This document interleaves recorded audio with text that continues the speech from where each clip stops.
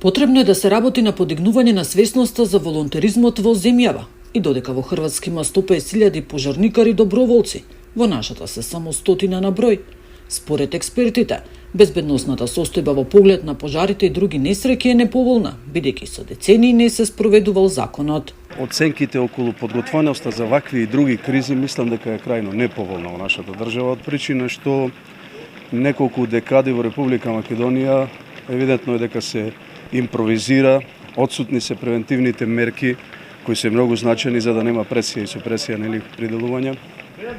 Импровизирање, несериозен пристап, неспроведување на законот, лавока корупција на институциите, девастирани предпријатија за жал, сето тоа допринесува да имаме ваков епилог да ни страдаат невини жртви во вакви несреќи. Длабоката корупција придонесува постојано овие состојби да се зголемуваат во негативна смисла и не знам колку би биле подготвени ние кои ќе имаме покрај овие пожари и други несреќи, да бидам искрен, од каливар на поплави кога не се чистат каналите, например. Земјотреси кога не знаеме каква е сеизмичката способност на зградите, дали можат да издржат од потпишување на разни лиценци. Најкритично во Охрид е во шпицот на сезоната, кога има наплив на туристи, но и зголемен број на настани, концерти и забави. Летниот период во Охрид е крајно оптеретен со многу народ, со многу посетители како странски и домашни, така да отежнато е дејствувањето каде да одат побрзо, дали на концерти, дали на сообраќајки и во тесниот дел на градот, во тие тесни улици,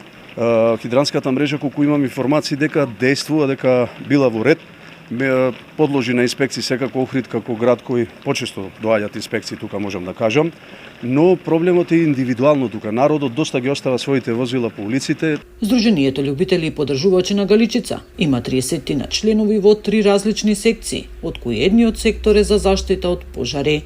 Нина Аритоновска, Сител телевизија.